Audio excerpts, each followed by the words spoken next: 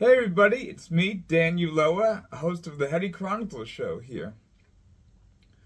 I'm also the editor and publisher of HeadyNJ.com. We're a cannabis community media company, covering legalization, hemp issues, psychedelics, along with the businesses and the culture.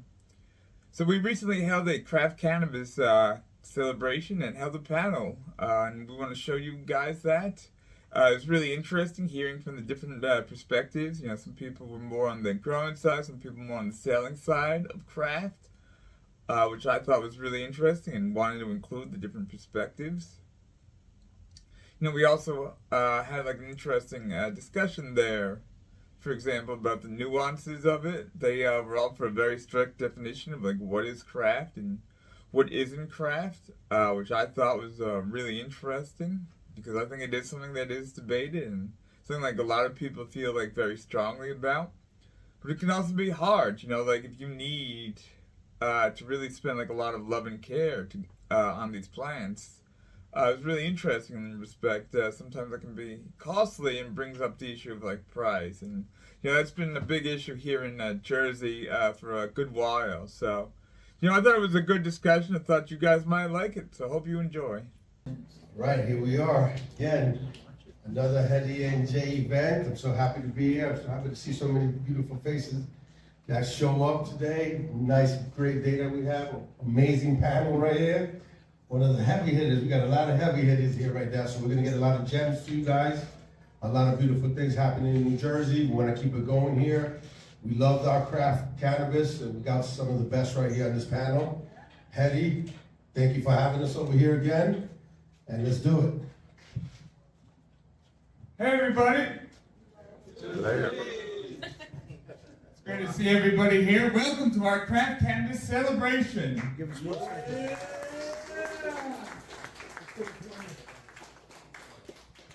It's great to have everybody here in Jersey City. It's a very lovely place. Our success wouldn't be possible without everybody here. People like you, supporting us. For example, reading our blog, the media, the company, that we're putting out all our great content, videos, clips, stories, of course, being first and foremost. So it should be a good story here.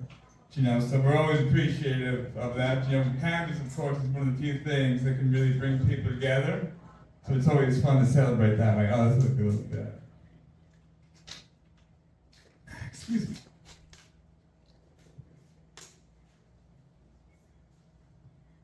So craft cannabis has really been like a big issue this whole time, like in Jersey, that we've been fighting for the quality of it, how it's grown, where we get it.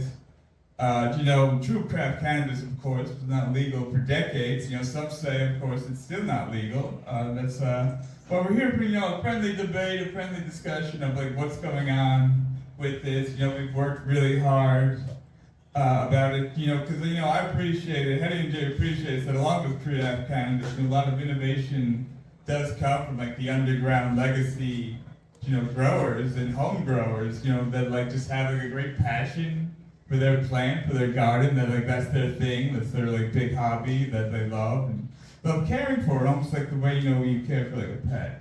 Sometimes I think. That people would like say like the plants listen to music. There's a whole story. I'll leave it to the growers here. For example, but it's hard, when you have, trying to grow in the underground, it's hard to harvest a great bloom in the shadows, literal or metaphorical. So craft means like a lot of things to a lot of people. A lot of people have sacrificed it. We have had since 2022 legal cannabis that isn't exactly craft. That's a big issue. A lack of craft cannabis, the opposite of craft and quality, is a really big issue. It's only recently, we've had some like nice boutique dispensaries, micro dispensaries grown on. We're getting like products made of craft cannabis. For example, the flower itself, grown by Lindsay's Bright Side Farms here. It's really important. But, craft means a lot of things to a lot of people. But to me, I think craft to me means like a certain set of values of what we want to see in the market, and I think these values, like include, for example, community, diversity, social justice, a certain level of what we want to see. For example, in the world, it's centered on this in this movement. It's centered on this plank, Hello. Everyone, please silence your cell phones. It happens. This is the modern era. We have all sorts of interesting, AIs now, and we have legal weed, and we have cell phones, so it happens. We accommodate for everything. So it's great, to have. Now we finally have some legal craft cannabis. It's being grown, it's being sold, and being made into products. For example, and we have people working on all sorts of things. Before we get to our panel, I want to thank a few people. I'd like to thank our host, J.C. Walls of the Liberty Arts District here.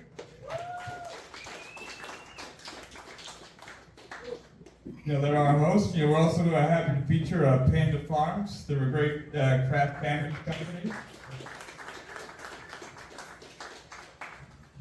These guys are good guys with strong roots in the culture, for example, from Oregon. They started early in the medical, now they're in the adult use side, so happy to have them here. We're happy to have our return sponsor, Hispanic-owned Bazooka.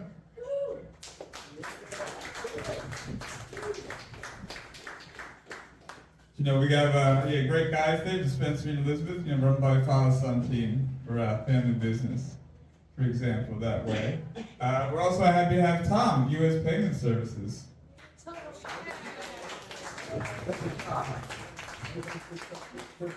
Come and get your cash here. Nice. Tom provides ATMs for dispensaries. Nice. So we're also happy to have Shore Hydro. They're a great store, and guys can provide education and materials for growing. So we're also happy to have Gene Traders here.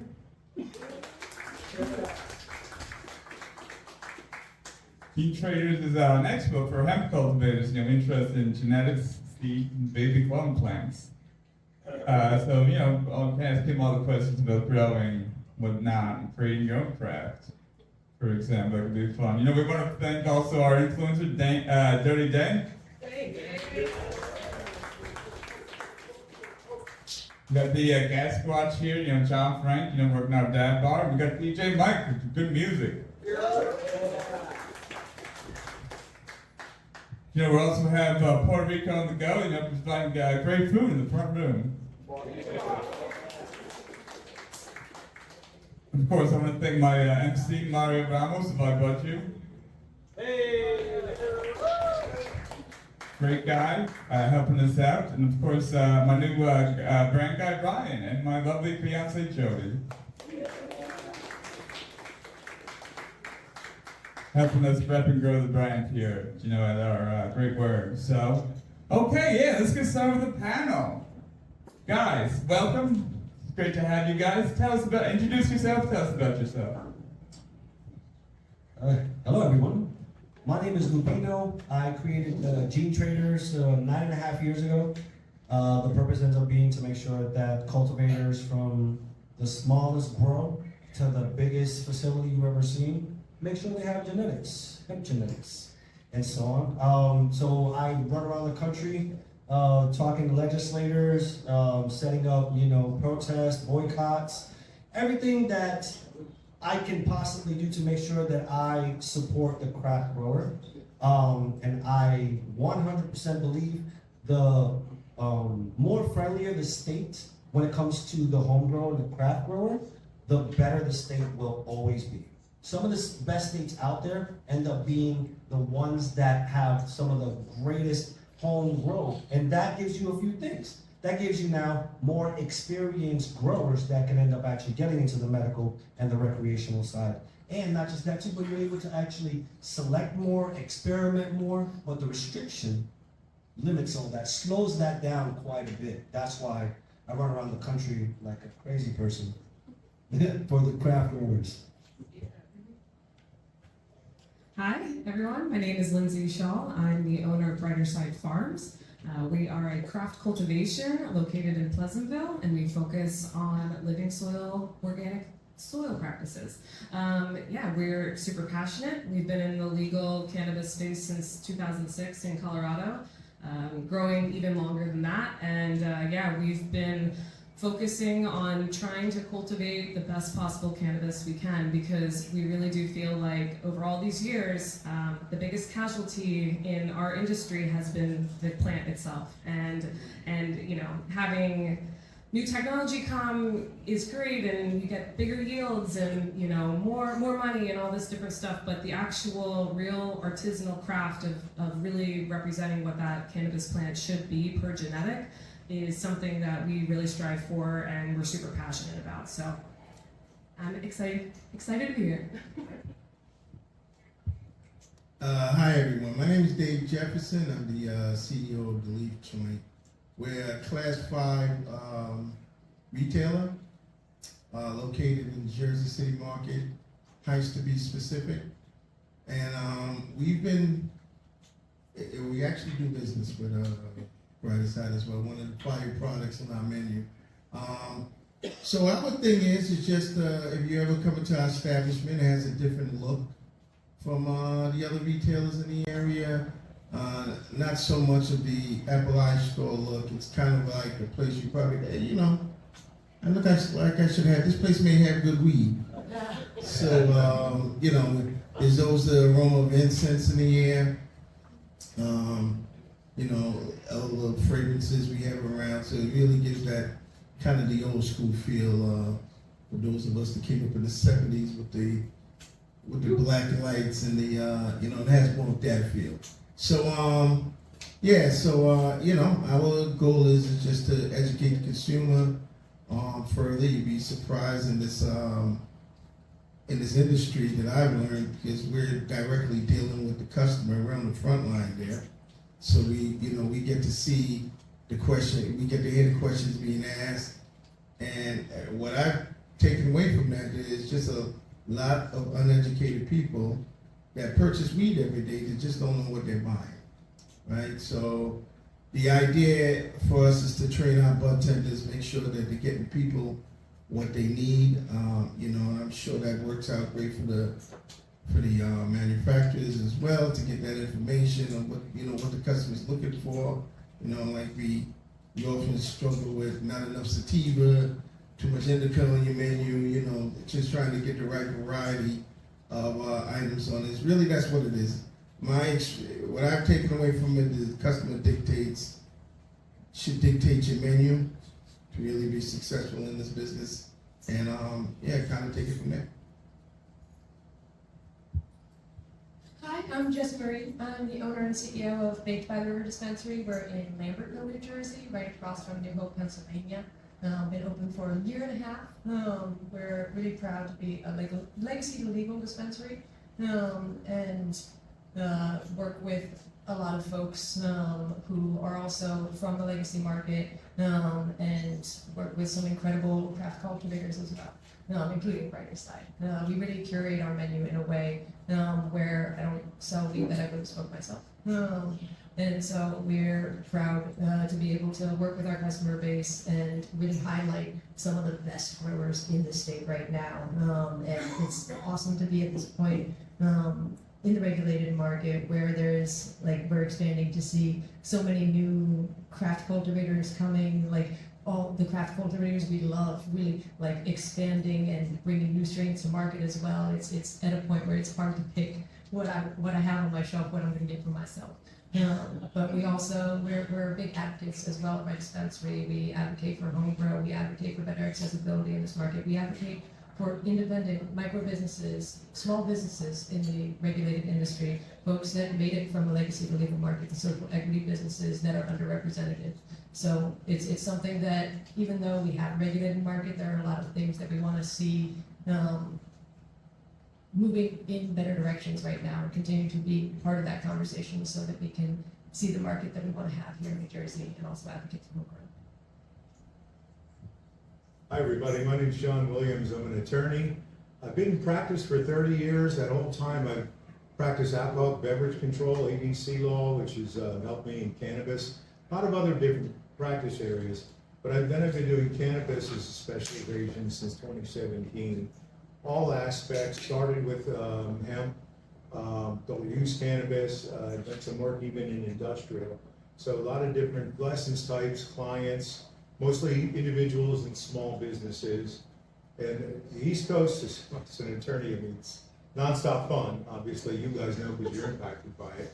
It never ends in terms of the legal challenges and always having to be prepared for what you know is coming and what you don't, and be prepared to pivot and look out for what's coming. Right now, I'd say the biggest observation, particularly coming out of MJ Unpacked, Atlantic City this last week, is, and in the last month or so, is that I see that we're moving out of the initial licensing, you know, and the whole gold rush into operations, and into operations is bringing on new challenges.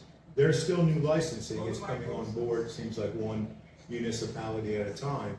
And then a little closer, can you hear me?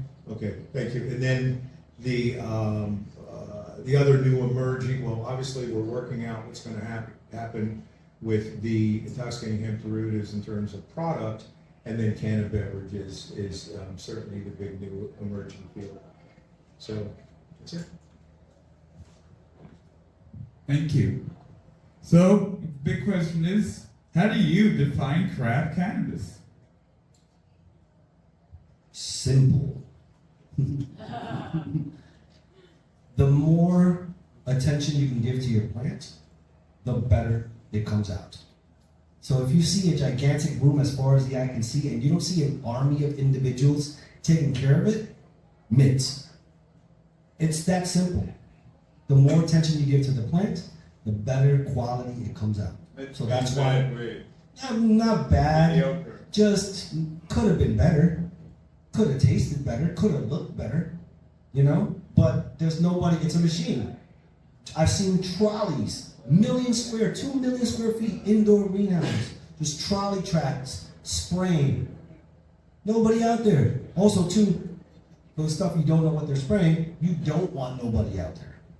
So it's just about how great can you actually cultivate the plant, and it'll come out more amazing than anything else out there. Like I've seen some strains that end up being, done under like what we call feeding tubes on the rock wool, and I've seen the same plant in an organic bed and taste totally different, but the organic bed ends up being a superior taste, flavor, and smoke. And you see the tubes with the rock wool produce more. So it can produce a lot more mids or regular mediocre weed, but the organic one is going to eat its lunch every single time because it's just going to taste better. It's got more complexity in it. So craft means, to me, you can take you're taking care of that plant much more attention than you normally do. I concur with a lot of things you just said. When I think about craft, I think about it in two parts. First, I start with quality, right? What are you actually feeding that plant? What are your farming practices? Are you doing big ag salts? Are you having feeding tubes and rock wool and dosatron systems? What level of quality are you at? And if you can move into a, soil-based cultivation or organic farming practice or natural farming practice, I think that for me is kind of the first definition of craft, because those 10,000 square foot football fields are doing Athena, and there could be a guy in a closet growing the same exact way. So that's kind of my first level of what defines craft. And then next is really, how do you infuse yourself and your morals and what you envision your product being into that product you deliver. So from the very top, the ownership, all the way down to the morals and the ethics of putting bud into a jar, that to me, if you can infuse your soul essentially into a product, I think that can really define craft as well. And we see that in a lot of industries, whether it be brewing, wine manufacturing, even watchmaking, like some micro brands. So, if you can really infuse yourself and not cut corners and, recognize that, yeah, as a cultivator, I'm getting probably a third 2/3 less than what my competitors are growing right now.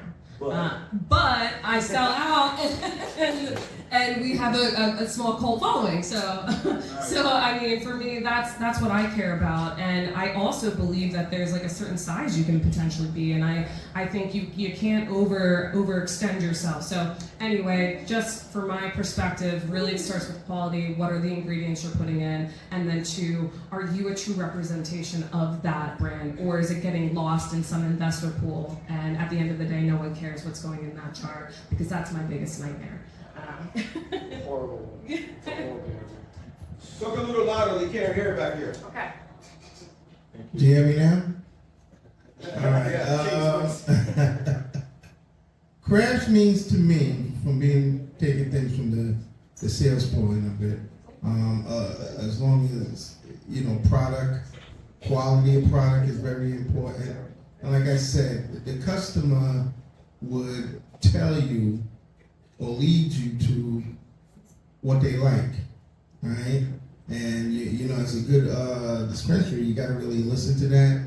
I think sometimes I know anyone that runs a dispensary probably fell into the same trap. Yeah, it's that fire pre-roll with diamonds infused in, and you're like, it's at 42% THC, and you're bringing it in, and it sits on your menu, right? Because one of the things that you realize is, people like to feel the plant, but there are limitations to it. Maybe some of the legacy people that's been smoking for years, could handle the diamond infused 42% THC pre-roll. But what I found out is it looks like, a lot of the customers fall somewhere in between, right? So, that's just information you get to the growers when I have the conversations with them. The customer is looking for, what's the best quality for the type of, product that is being sold. So, price point and quality, it's where it's at. But, back to the craft pieces, it's just about, now getting a real good quality product to the person that wants to smoke it, that's clean, that's tested. We're still hearing bad stories of fentanyl-laced type of product making it to the street. People just thinking they're getting normal marijuana, And I'm all with the legacy market and even the homegrowns. I talked to several dispensaries and go, well, wouldn't that kind of cut into, what we're making? And the way I look at it is that we have farmer markets that are packed every weekend, but yet we got some people that grow their own tomatoes. I mean, it just is what it is. Yeah. So craft for me, I'm a med patient. I have been a med patient here in New Jersey since 2014. It's something that got me through multiple surgeries. It's something that got me off of opioids. It's something that saved my life. And so when I say that I won't sell weed, that I won't smoke myself, I come from it from that perspective. And so what craft means to me is weed that is of medicinal quality. Like I'm an adult use dispensary. We are not a med dispensary, but I use cannabis medicinal. And a lot of the craft growers that are bringing it to market, like I'm conscientious about what I smoke in the same way that I'm conscientious about what I eat. Like I go out of my way to find the organic farmers. I go out of my way to pay a little bit more when I know that I'm supporting a locally owned farm with really good practices. And so in the same way, we try and reflect that on my dispensary shelf. And so the craft cultivators are the independent, are the small business, are the cultivations that I can go visit, the people that are using organic inputs, the people that have real soil, and are using just quality practices in their space as well, and really being mindful of that, because I've also visited rows of some of the larger corporations, and you are so incredibly correct that we need more education for just the customer base, because I will have one of the best quality strains on my shelf, and you open the jar and it smells phenomenal, like the Forbidden Skittles, the brighter side, and folks are so used to having some of the corporate weed that maybe is a terp infused or a distillate infused terp spray pre-roll that like as soon as you smell it, it gives you a headache. Don't smoke that. Like, and so when we have that quality of like cannabis on the market, and then you have the real like quality genetics and coming from cultivators that also give credit where it's due for where those genetics came from. That's part of craft culture as well. And so that's what craft means to me in my dispensary, and I think the customer base really appreciate being able to like open a jar and really get high on a strain in a different way than they do of the majority of bids on the market. It's interesting sitting here thinking about this because, look at the participants in the industry that craft cultivators, craft manufacturers, and it occurred to me maybe even craft dispensaries in the sense of dispensaries that cater and have a relationship with those two participants in the industry. But not to be too philosophical, but what popped into my mind was that there's heart and soul. There's a love for the plant. There's integrity. There's craftsmanship. I call you guys cannabis whisperers for years. I talk to the plant, and it's fantastic. It's wonderful. There's artisanship, so there's that artist care for it. At the end, the result of that is quality and a uniqueness and a distinction. And I very much think that's where you beat the strata of the industry, where the horse is profit and the cart is quality. If the horse gets bigger than the cart. Whereas with craft participants, you all put quality first, and the profit follows it. That's how you make the profit. Nothing wrong with making money.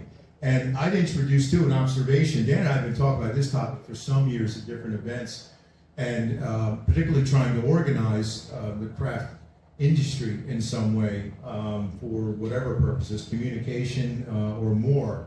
And I see and continue to see, I really think it's a matter of observation, not even opinion, meaning that it's not my opinion, it's just facts that I see, that in the industry, there's participants that start with, I call it corporate MSOs, and that's the 1%. That's the hedge funds and the private equity.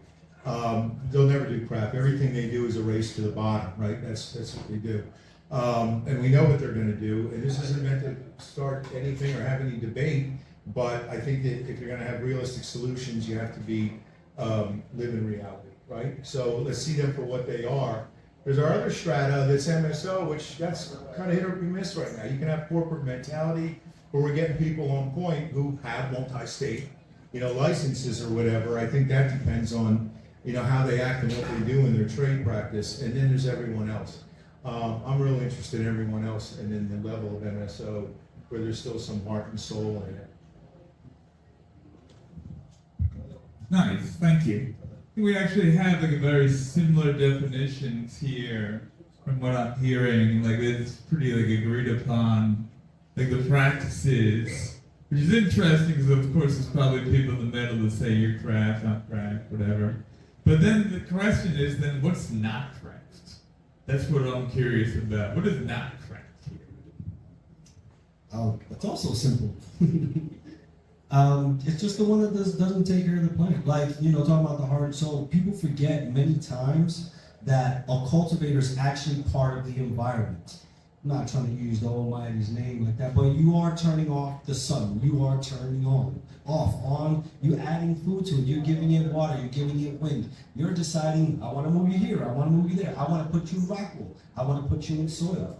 And that's what generally tends to be not craft is usually what you find a lot of investors pushing people towards. When you talk about, they're just looking for their ROI.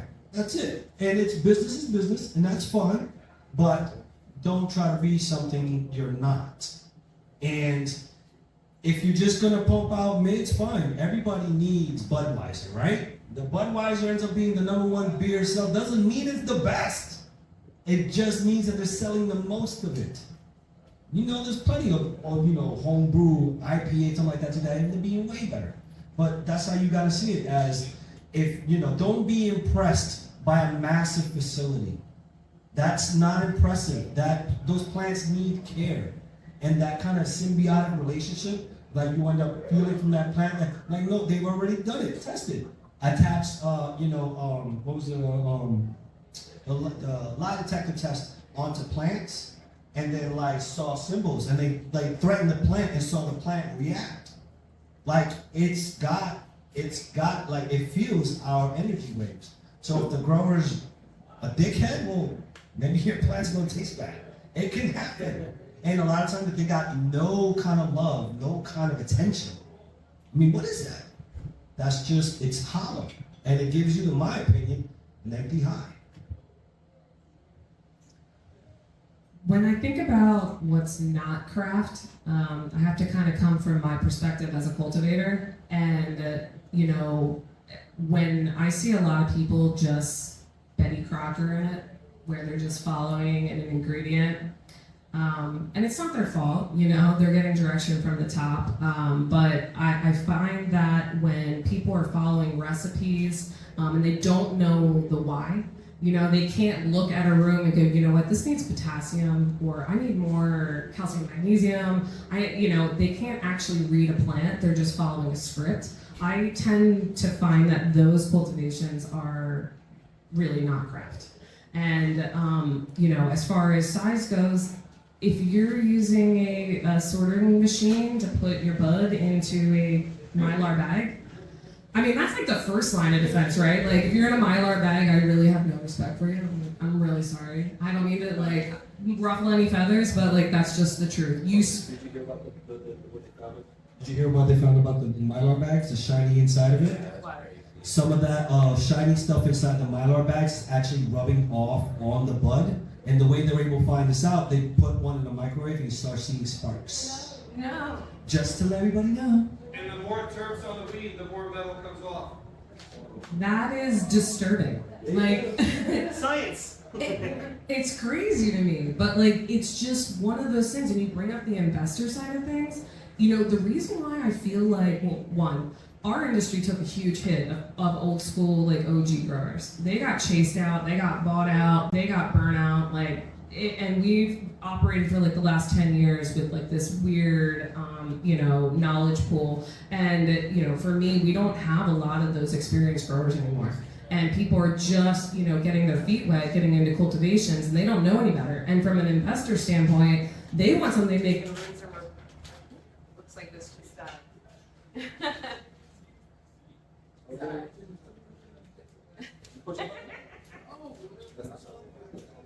Always something to show business, guys. Nah, we're good. They wake up. Thank you, sweet. Sorry about that, guys. Always something to show business. But to the point of with investors, and they don't want somebody in there that grows craft weed being the guy they pay, because if that or gal, if that individual leaves that cultivation, they're screwed. They need somebody that's doesn't have experience, that can follow what's on the bottle. And unfortunately, that's what 85% of product is in our marketplace right now. So it's one of those things that it's crazy. All right, non-craft to me, it kind of goes along the same lines. It's about the plant and the care given to it. We all know the bigger growers mass-produce things, get it out. I don't even know what the quality is like after the customer, to go back to them again, will let you know when something, if you got let's say a gas face and you may have it from 3 different growers, right? You would often see that the one that comes from the larger ones are the ones that doesn't do as well on the menu, right? So there's something to be said for the person that really takes time and put the care into their growing the plant. I see it all the time because one of the things we like to do in my dispensary is kind of deal with a lot of the smaller growers. That's like one of the major things that I do. They often have no minimum, so you can bring in a couple of strands to your menu, get it tested out. Like I said, the customer lets you know, right? And I've seen. I'll take one for instance. Garden Greens was one that that came on the market when I first started ordering from them. It was like 4 strands, and now, you know, you could probably consider them one of the big dogs now. So, you know, they definitely started out with the right intent in mind, but you know, it's been a while since I've smoked it to see if the quality maintains there. I would assume since they still sell, but you know, yeah. So my thing is really dealing with the smaller growers. There's some fire ones out there that I carry my menu. You know, right now is probably the first time I see where you can go into different dispensary menus. Can't hear it. Can you hear me? Yeah, I hear you. All right. I would say now is probably the only time I see we can go into different dispensary menus and see a difference between menus. And one time it was cookie cutter, and you know, we all carried the same product. So now you get to introduce the customer to some of the smaller growers that's, you know, really doing what they need to do with the plant. And you know, I see a lot of them coming up. So, at our dispensary, we try to visit as many of the cultivators as we can. If we can go and see their grow practices, if we can go and talk with the staff, if we can go and really get hands-on, like that makes a big difference for us. And oh my Lord, there's such a different energy when you walk into like a large corporation where like the folks working there are not being taken care of themselves. No, the plant's not being taken care of. Like it's a terrible energy. You walk in and like the plants are sad, and you go out, you leave, and you just want to shower. And like it's a level of like they don't have responsible practices. The cultivators, the people working for them, frequently like will talk to me about like, if I could do it this way, I would do it this way, but because I'm in this corporate structure, we do it this way, and I hate it. Like frequently, like folks that work for these larger corporations won't even buy the weed on my like they're not on my shelf, but like they won't buy the weed. They won't buy their own product. Yeah, exactly. That speaks so loudly to me. And then you contrast that with like going to visit one of the independent smaller cultivators, like Side, like Full Tilt Labs, where like you walk in and it is the most beautiful, wonderful smelling, great energy of like, you can just tell the plants are happy, the people are happy, and it makes a difference in the end quality of the product. Like, this is weed that I can trust, this is weed that I know when someone opens up that jar, they're just gonna smile and smell it and be like, I made the right choice. Versus like a lot of these larger places that don't go through their due diligence, that might use irradiation practices irresponsibly. Like there's a lot of things that I don't trust in the ways that they are growing their weed and bringing their weed to market. And so it's so very clear when you go into the grows themselves, the difference, and then when you smoke it, you can tell it immediately, like as soon as you open the jar. So off the top of my head, what I wrote down as far as not cannabis is they're in it for the money. If it gets difficult, they're going to leave rather than pivot or change their plan and stay in the game somehow, so they're not in it. I always called it the rapids. You jump in the rapids and you just battle and you try to stay afloat. It's like that for everybody. Lawyers, vendors, spooners here with ATMs, even publications. So, except they're going to go. They tend to be the entities that say they know, K-N-O-W. Lawyers, trade groups, everybody, publications, cultivators. We got it, because they're branding themselves and they want to come off as experts. How do you say you know about a constantly moving entity, or we're building the plane as we go along? I don't care what metaphor you use. I like the rapids. You jump in and you battle and try to stay afloat. The minute you jump up on the bank and are there looking at it, saying you know what it is, it's moved downstream. It's changed. People here were kind of all in it, working it out together. One of the things that is key for what I see and the message I really want to bring, because we've been talking about it for a while, is that whatever they are, and it doesn't matter if good or bad, it's like, let them do their thing. There are common interests, there should be common ground. They can do things you can't, like, with politicians and stuff.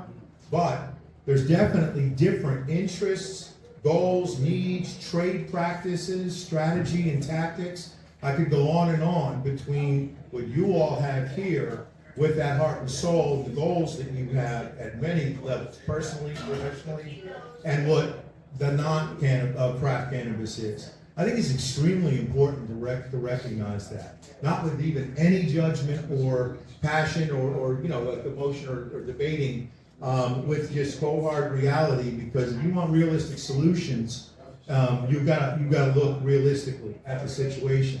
And I see it again and again. If you all don't, I see it legally, I see it business-wise, I see it any way you can come to it.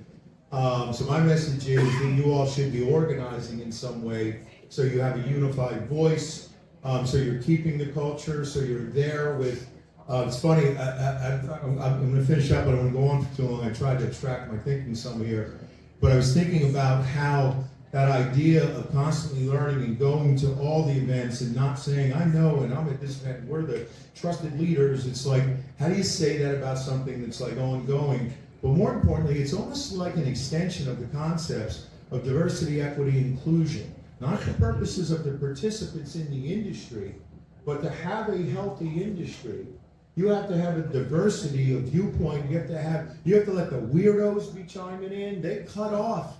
No, they're not the message. The weirdos are the freedom. The fucking dude went in his garage and made Apple computers, or whatever. Like, it's some dudes out there doing something stupid. You might even say it's stupid, and then you're gonna be like, holy shit, man, that's right.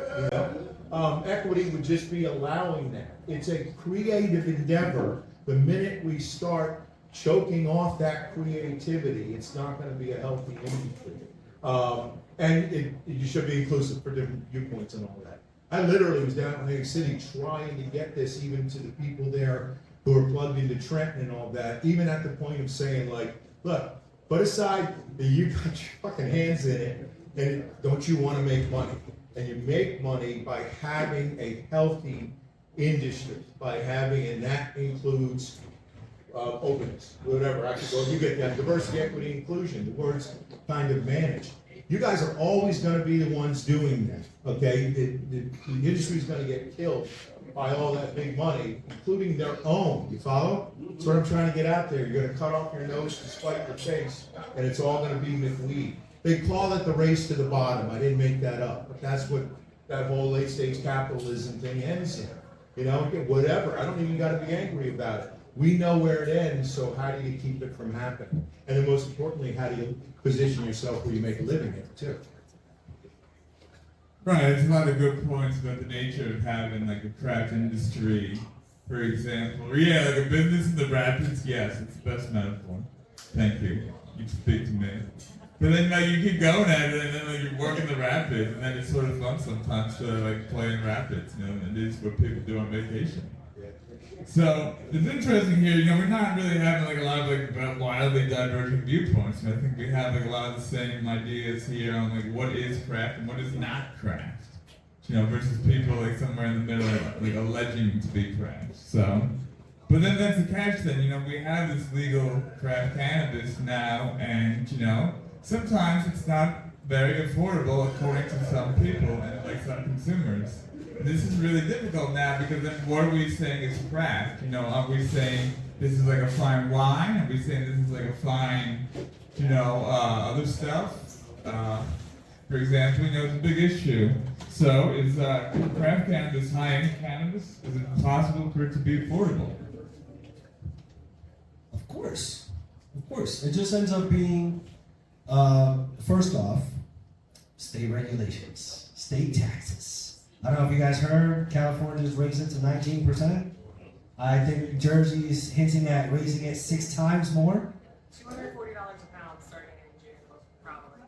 So that only hurts the industry in that state, because what happens is that the smaller growers can't afford it. Obviously, the big ones with deep pockets they're planning on taking a hit for the next 5 to 10 years on purpose to drive out all the small ones. Like this is their business plan. But like you were saying, they're cutting off their own nose at the same time. There's a lot of you see a gigantic facility just completely abandoned.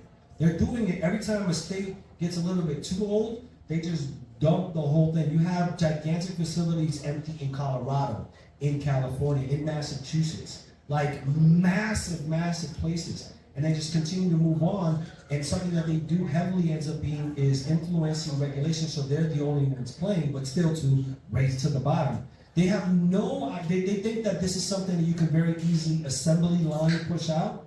And they know better, but they're still pushing to it because they're just thinking about metric tons, right? How much can I get into the market? I can end up, if it all goes bad, I can radiate it. If it all still goes bad, I can end up putting it into infused pre-rolls. Because the reason that infused pre-rolls are the #1 seller is, in my opinion, is simply because it's just the new nickel bag. That's it. You're just able to sell it because you can't sell the quality of it through the paper. And some people will dare to rip it apart, send it to the lab. What's it got in it? Oh, pesticides, really? Oh, mold, no shit, really? Oh, wow, look at all that. And it just ends up being more and more of that stuff. So, yeah. So I feel pretty strongly about this topic. Back in the day, we all used to buy weed on the streets, and there was like that sweet spot of when you used to buy a bag of weed for $50 an eighth, and it was really good, man. It was post Beasters, post Headies, when it was like really like it had actually a name, right? And somebody grew it that you knew. You pay $50 for that eighth. And now fast forward, 25 years later, we're arguing about the price of weed. And it's like, so if to buy a really awesome handcrafted eighth that is the best representation of what a genetic, say that you manufacture, you put out there, the best representation of that bud, why do we think that it should be $30? In addition to that, if as a cultivator, I'm making, the other cultivators that use Big Ag products are producing 2/3 more product than me, and it costs me the same.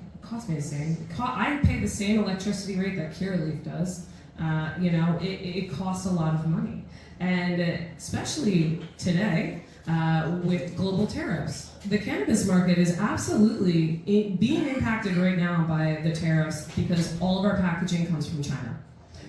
And the lights and the electricity is going up and the seed tax going up next month. So right then and there, we're looking at the starting cost per pound between, $600 and $700 for a craft cultivator just for packaging and seed tax. So, we tend to criticize growers for demanding a higher price for a product that they produce. And I think we need to stop trying to push craft product for MSO pricing because you actually cannot manufacture it for the same price. And in addition, I don't think people actually understand how to calculate their cost of goods sold. And it's not just your nutrients, it's not the electricity cost, it's everything. It's your building, it's your lawn maintenance, it's what you have to pay for your fire extinguishers, it's every single cost you have because we don't get to write off those costs. So at the end of the day, you could have a great year and end with a negative $100,000 dollar profit because you have to pay $100,000 in taxes that you don't have money to pay. So, I ask for people to actually take this into consideration and understand that to create craft product in your closet, you buy weed from a home grower, that home grower, it costs that person a lot to manufacture, And so I look at it as if people want to buy good weed, I don't think it's that shocking that the weed is above $60 an eighth. This is the difference between top shelf liquor and bottom. It's not difficult to understand. Weed has, it's a plant, right? So it has kind of like an active, like fruit or vegetable has an active shelf life, right? In the beginning, it's fresh. First 3 months, in my opinion, top tier, right? That deserves, but after that, that's why harvest date is very important. But after that, it starts dropping down because no matter what, the oxidation or degradation continues to cure, continues to change. What it tests now, in 6 months, tests totally different. And just understanding that there's different things. It's like, oh, why can't you give it to me cheaper? I was like, do you realize how difficult this thing was to grow? It's like, do you realize how much I actually put into this thing? I was like, no. I was like, it's like, if you can't afford top shelf, it's okay. I got some wealth. There's no problem with that. I got the cheap, I got the stuff from last year, all day for you. I agree 100%. Honestly, I do. And yeah. All right, so you know, this is a subject that you know, I got a soft spot for, because as a wholesale, as a retailer, we run into this all the time, right? So you often, when you open up, you try to get a menu that has a variety of different options for the customer. But what happens is that the customer, and just dealing with them on the front line of things, they are definitely price conscious, right? So this is where the whole education piece of it comes in. And, you know, where, you know, I meet with my bud tenders and I'm like, listen, you know, I worked in retail years ago, and we used to have, you know, around Christmas time, you know how you had like the cheap $30 DVDs where they were coming up? Out the trunk. Yeah, exactly. Yeah. Well, yeah, this is in the store. Those was just to create foot traffic, right? But the company didn't want you to sell any of that. You was to upgrade them to something better, right? So if you take it, the thinking the same, I mean, I don't know if we could all survive off of, you know, just selling a bunch of, you know, pre-rolls in this industry. And we got items that are aids and stuff that are a lot more expensive, but the customer just doesn't understand why does it cost more, right? And this is to be where the education piece of it comes in. And you gotta have bun tenders on the front line, because, you know, I think it's all kind of related. We're not ordering, you're not gonna wanna make it, right? So, you know, the bud tenders are so important to make sure that the customer, especially if you have a pretty wide menu, right? Things get lost on it, right? You can get in a new product and you think it's fire, but your customer walk in and they're just used to buying the same old stuff, and that's what they buy, and they're not trying anything else, right? So this is where I tell them, the bud tenders all the time, you know, it's great to know what your customer smokes, but, you know, offer other options sometimes. See if they, you know, willing to try something really more on the craft line where, you know, maybe, you know, it doesn't have the big, you know, name attached to it that they see in every dispensary. You know, it's something from a smaller grower. And I tell them all the time when I'm talking to a customer, hey, you want to try this? This is fire.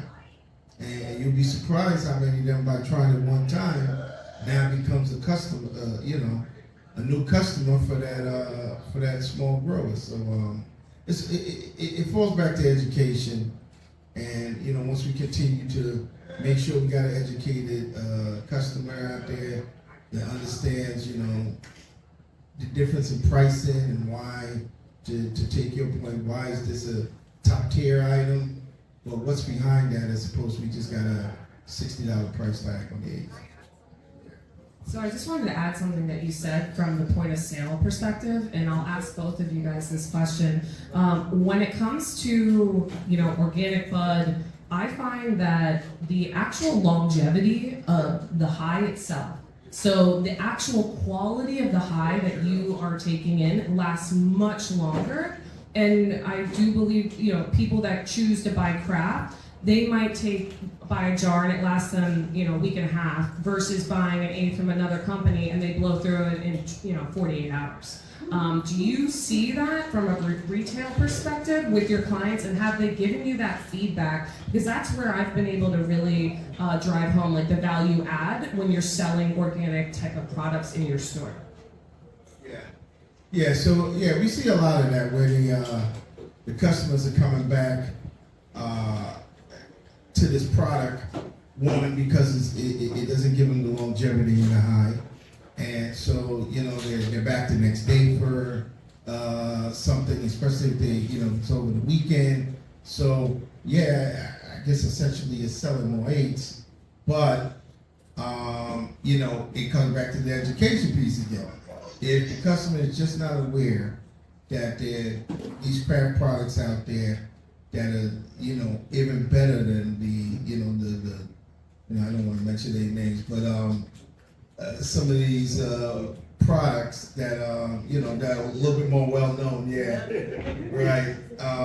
And you just got to introduce it to them. And I'm telling you, once they get a taste of it, and to your point, the you know, it lasts longer, it's fresher, it's just a better quality of bud, and it's just to get the customer to try it. I definitely really appreciate you for bringing that up, because that's something that, as a med patient, I talk to my customers about. Like, when I was a med patient starting off in 2014, there were very limited options available. And it was one of those things that, like, I have been that med patient that went to a dispensary and maybe I only had $60, maybe I only had $70, and I was like, okay, I'll get the full quarter of shake because it's more weight, and then I'll be able to take that home and it'll last me longer. And like, no, I burned through that immediately, and it didn't give me the relief that I needed. And so now I'm $70 out. I don't have money to spend on more weed, and all the weed that I just smoked didn't even give me the pain relief that I needed. Didn't even give me the sleep that night. And so, like, as someone who's personally had that experience, I didn't want any of my customers coming through and having that similar experience of like, hey, I spent money on this, and instead of it giving me the relief that I needed, instead of it giving, like, it gave me a headache. Like, you know? And so, like, instead of having those products on my shelf, I really try and gear people to the higher quality products that are going to get them the relief they're looking for, that are going to get them the, like, just the effects, the high that they're trying to seek there. And in an industry that is set up this way, that is overregulated, that is very much like dependent on like a lot of kind of predatory industry trends. There's a lot of forces that are like pushing towards monopolization. So like, as a retailer, I want my farmers to set the price because I want them to continue. This is what's going to make the market better. This is what's going to keep us from just having cookies on shelf. We started that way. You know, like, we started with just MSO products. And like, the fact that we now have different craft cultivators that we can pick from at this point, that like all get me the relief that I need in different ways, and I can like have a variety that I'm proud to smoke, and like will get me to sleep every night type thing. Like, that's the kind of industry we need to see, and that's the type of industry that we need to support. And how we spend our money makes that difference, especially in these early days as this industry is expanding. Like, we need to support the smaller businesses, we need to support the independent cultivators, we need to support the craft cultivators. And at the end of the day, it's going to be better for the customer. As a med patient, I'm also really, like, I understand that there are folks that are going through different things in life where you can't afford the medicine that you need, and that's why we need accessible homegrown. That's why I try and support organizations like the medical marijuana program here in New Jersey, or the New Jersey Coalition for Medical Marijuana, because they're pushing for like insurance coverage, they're pushing for better accessibility. At my dispensary, like every 2 months, tomorrow we've got an event where we're handing out 50 bags of 1 cent, sampled out 1 cent cannabis to women and non-binary trauma survivors, because having those access points are so important, and being able to make it accessible to people that use it medicinally is so important. But we shouldn't make the small farmers that are making this industry better suffer. Like, we need them so badly, and that's the weed that's actually going to get us what we need. So today we've articulated a very common definition of what craft cannabis is. There's clearly commonality of interests and vision and goals and needs and obstacles, and what you could facilitate, where you all could succeed together, even though you're in competition. And we've heard someone mention that there needs to be more education, something I've heard a lot, and we all consider right now, I think without 100 examples of where it's harmful to the growth of the industry or success of other industries, because there's lack of awareness about cannabis. We need to educate, right? And the last thing is, I don't think McDonald's has yet taught the consumer that that's what a burger is supposed to taste like when it comes to cannabis. I think they're going to get there because they got the jump on it. We'll have that happen because they're there first everywhere with the legislators. But how do you do that and not just say it? How do you go into action? I have full faith, and where lawyers come from, evidence abundant and examples I could give about how proactive you all are, at this level of the industry, that you just go do things. That's kind of crap. Like, fuck it, let's just go do it. You're all here today because you did that instead of trying to figure it all out and go get smart, this and that, and get a plan and come in or whatever. So, if you wanted to do a PR campaign like Got Milk, Got Craft Cannabis, and let people understand as they're learning, there's still a great deal of ignorance that I see. I don't think anybody here would have either the wherewithal, resources or inclination to devote that to advertising or resources. But if you had a business alliance, you could all pitch in a very modest amount and be able to do that. And you could all pool your money, and when the shit hits the fan in Trenton, and again, just realism, just straight up. I don't care whether we like it or not, it's for sale. Government's for sale. Pull your money and go buy your seat at the table, okay? You do that by organizing. I've seen it in other industries. It comes out of the ABC world. I won't go into it now, but similar industry where combined, they fight negative legislation, they facilitate the industry, and then there's so many other things that come by being organized. Communications, networking, predicting what's coming, trade practices that in ABC world would be illegal. There's regulations that don't allow it. We ain't doing that right now in cannabis, but they are. So go do your own, find co-ops, things like that. Yeah, I think that's a really good point to end on. Last thing is the idea of working closer together. We've described the MSOs and their corporate culture and their lack of values versus literally infusing values into a place. And Jesse, it is great magic. I myself love the great magic. You can say a place you just feel the palpable vibes. They're either an awful place or a great place. It's really interesting. So I think that's definitely an interesting thing. And you guys think that should be done. Working together. Should we have a craft cannabis coalition of New Jersey? Yes. In spirit. Because the second you become an organization, an association, you fuck it up. Every single, I've been part of some. And I swear, just based on spirit, we all get together, nothing official, no dues, no nothing. We just got the same mentality and we're putting out the same message. That's it. The second you become official, a 501c3, C4, C8, whatever you want to call it fucks it up. Every single time. And like you're saying, buy your own politician. What they mean by that is donate to their campaign. You know how cheap it is? $1,000, $3,000. And now every time you got an issue or concern, you call them. They pick up. They got to speak on your behalf. Oh, I know them. They're very good people. What did it cost you? $1,000 every 2 years? I do. When I need to change something and I understand what's happening, pay attention to politics. Oh, you coming up for re-election? Oh, okay. Who's running against you? All right, I'm gonna go talk. Oh no, don't. What can I help you with? What can I help you with? Oh, this is what I need. Now, who's the one that's actually doing that? The MSOs. Maybe you don't have enough money to buy the whole state, but you maybe got your county or just your representative, and maybe that's enough because you're a small guy. But that's what they're doing because, like you're saying, it's for sale. They didn't say it's not for sale, but campaign contributions, well, we all know how it works. And I would love a craft growers association that talks about standards and cultivator safety. Some of these lights are going to give people skin cancer. And there's no specific regulation. Some companies are actually building tech that the second you open up the door, specific spectrums end up shutting off for the safety of the cultivator. But that's people that care about their growers. The MSOs and everyone like that, they're talking about $15 an hour and you expect them to grow top quality flower? And then they treat them bad or don't listen to them or hey, this is better? No. ROI.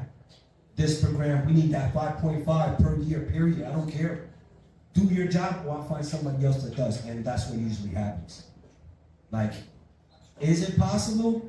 Yes, but it has to be more of a cultural thing, truly cultural thing, to actually get together in order to actually put out this specific standard. And it can be done, and it has been done because we legalized in a lot of states. It wasn't an organization one organization, it wasn't just normal. It wasn't just minorities for cannabis. It wasn't students for cannabis. It wasn't comprehensive cannabis regulations. It was a combination of everybody pushing on the same message like, yo, legal weed is better than illegal weed. I mean, in a sense, I don't mean on quality. I mean on like not having people arrested, not ruining people's lives. You know, if you're a senior citizen and you still get caught smoking weed, even if you're in a legal state and the state didn't change it, they'll kick you out of that building because you smoke weed. Or if you got kids and they didn't change it, they'll take your kids. Like, because it has to deal with federal funding. And federal funding has to abide by federal laws, and because it's federally legal, so it's really tricky. But spitting that same message is what will really win. It's difficult to do, but it's possible. Can I add on to that real quick? I believe it can be done, and it starts by keeping it simple. And I actually created early on with the CBD people, a CBD type trade organization. We created a paradigm, we created like an outline, and it was meant to be simple, easy, not top heavy. I've done nonprofit stuff both personally and legally, you know, where they get into shit. I know what happens, you get a click, but the whole point it was set up as what's called an unincorporated association.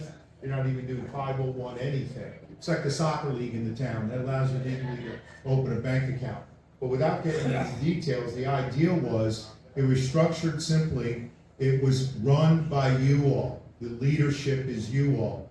And here's what I didn't make this up, man. I learned this from people who've got a lot of experience in these, any kind of group, right? Where there's a board and this and that, other than corporation. They call it the principle of rotation. You bake into the rules that you rotate people. You don't get that one person taking over. Certainly ain't gonna be me. When I drafted this whole thing, I sat in a room with the CBD people and they taught me, and I just put it into legal.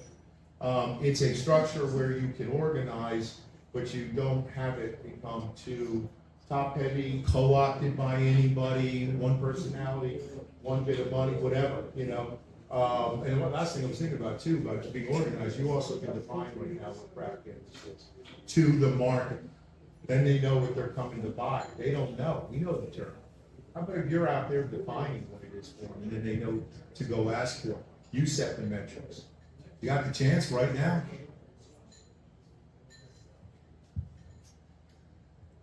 So I think about this a lot, we talk about this a lot, and we always, my inner circle, we always get caught up on deciding what craft is.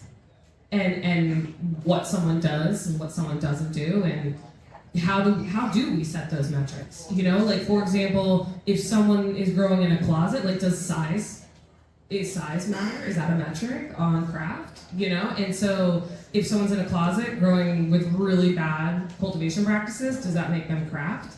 And this is where I feel like I come to a stonewall. I think if we can all hold on to our vision and keep the conversation going and participating in meetings like this and talks like this, I think we can keep the craft culture alive and inch towards something of an organization. But yeah, I really struggle with truly defining what that means for everybody.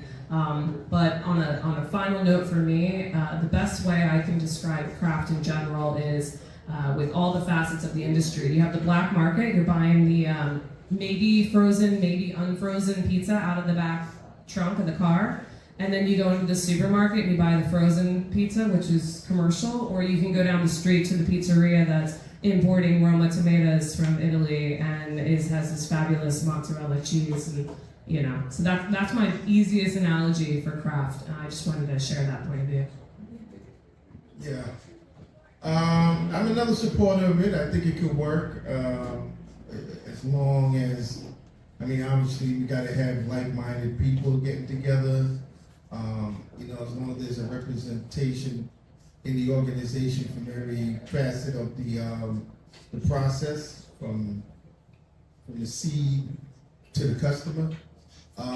You know, as long as there's a representation like that, I think it should be pretty successful. Now, I do agree, once you start to get too organized with the thing, it can blow up in your face.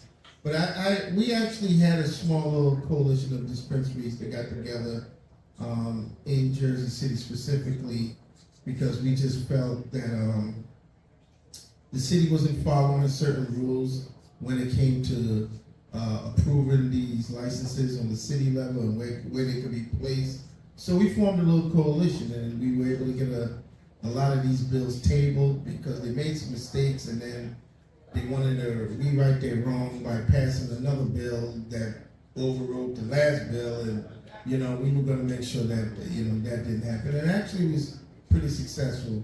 We all had an equal say, and we just brainstormed ideas before we actually went to the board. So it could kind of work. I think something in a format like this, where everyone comes and just give their opinion on how we need to move forward. As long as we can do that and don't get too formal with it, I think it'll work for that. I think that it's something that is absolutely needed.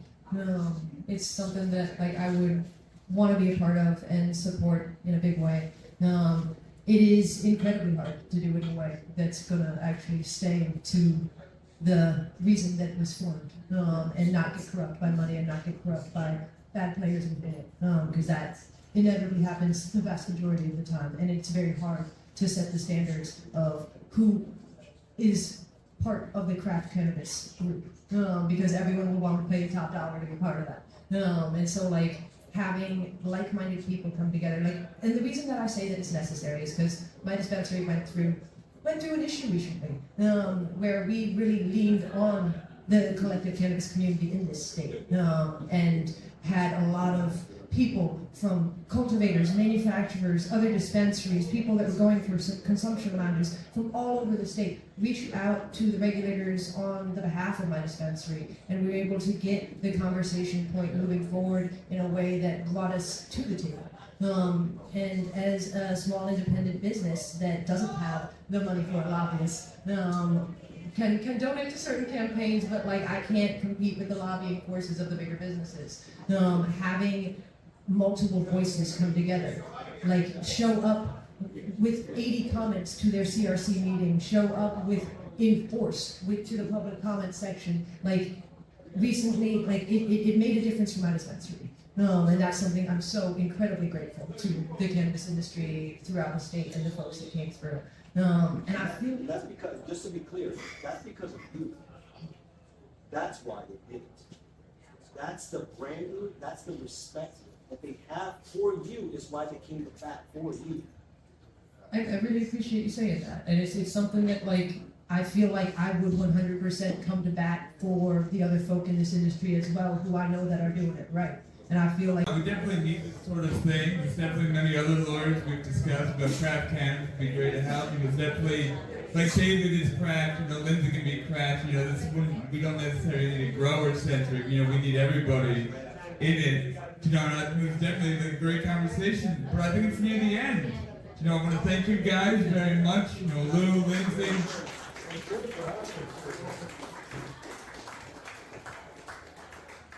Yeah, it's great having you guys here. Great hearing different perspectives. Thank you everybody who's been coming out here, enjoying themselves, and smoke up. Been having fun.